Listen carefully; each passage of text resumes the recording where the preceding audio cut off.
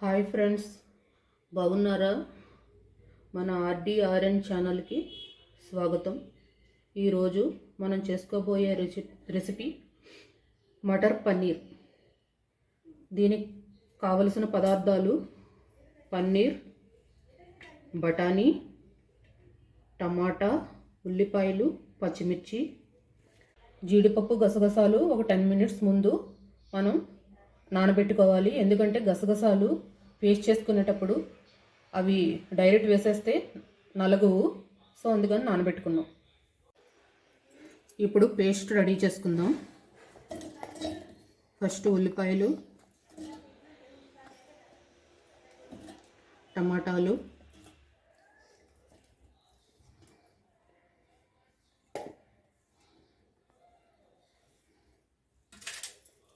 ఈ జీడిపప్పు, గసగసాలు నానబెట్టుకున్నాయి మొత్తం పేస్ట్ చేసుకుందాం. ఇలా మెత్తని పేస్ట్ చేసుకున్నాము.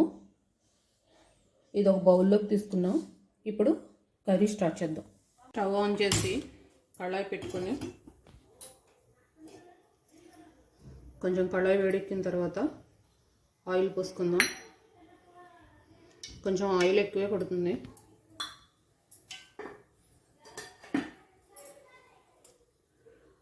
ఆయిల్ వేడెక్కిన తర్వాత బిర్యానీ ఆకు,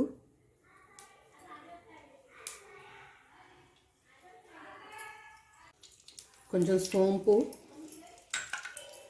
వేసుకుంటే స్మెల్ బాగుంటుంది.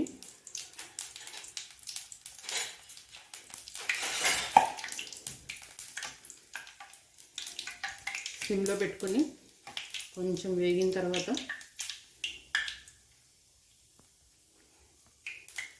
ఈ పేస్ట్ వేసేసుకుందాం.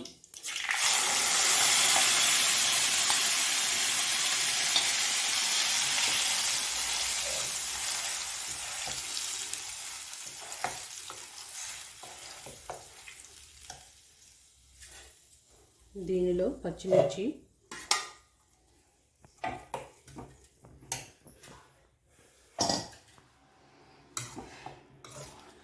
ఆయిల్ బాగా కలుపుకొని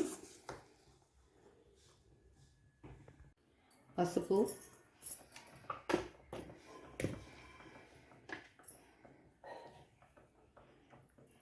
కారం ఒక 3 స్పూన్స్ వేస్తున్నాను.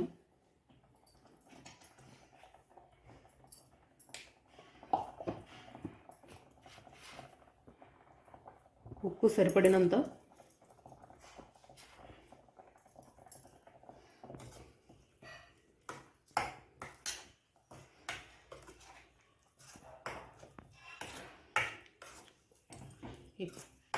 వేసినవన్నీ బాగా కలుపుకోవాలి.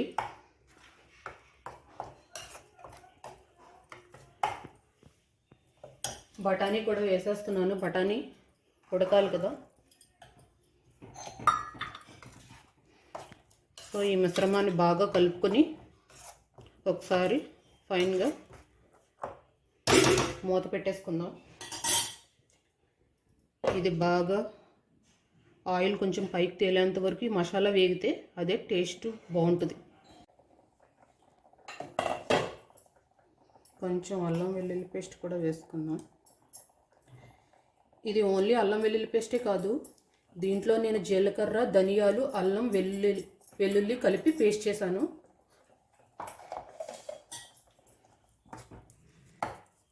ఇది బాగా కలుపుకుందాం.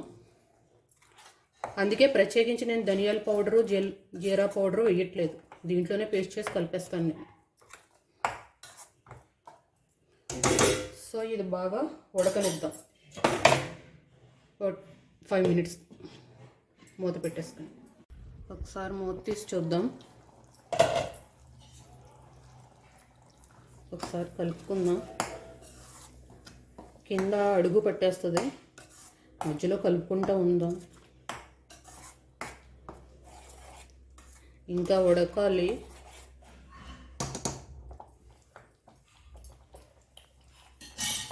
మళ్ళీ మూత పెడదాం. ఒకసారి చూసుకుందాం. ఇదిగో మసాలా మొత్తం ఆయిల్లో వేగిపోయింది కదా. ఇప్పుడు దీనికి కావలసినంత వాటర్ పోసుకుందాం. మనం ఇందాక మిక్సీ చేసిన వాటరు ఉంది కదా, ఇదంతా పోసేసుకుంటున్నాను. మనకు కావలసినంత వాటర్ పోసుకోవచ్చు చిక్కదనాన్ని బట్టి. మొత్తం అంతా ఒకసారి కలుపుకొని దీనిలో ఇంకేమైనా తగ్గినా వేసుకోవచ్చు. నాకైతే అన్నీ సరిపోయినాయి. దీన్ని బాయిల్ చేద్దాం. మూత పెట్టేద్దాం. 10 minutes తర్వాత మూత తీసి చూద్దాము. గ్రేవీ బాగా ఉడికిపోయింది, కొంచెం చిక్కబడింది. ఇప్పుడు ఈ పన్నీర్ ముక్కలు వేసేసుకుందాం.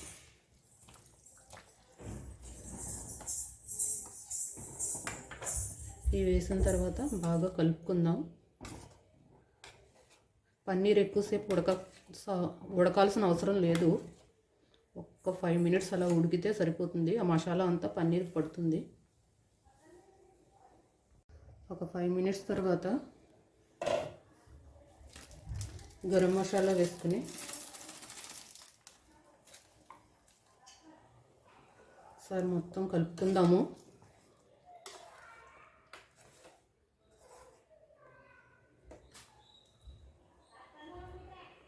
కొంచెం కొత్తిమీర వేసుకుని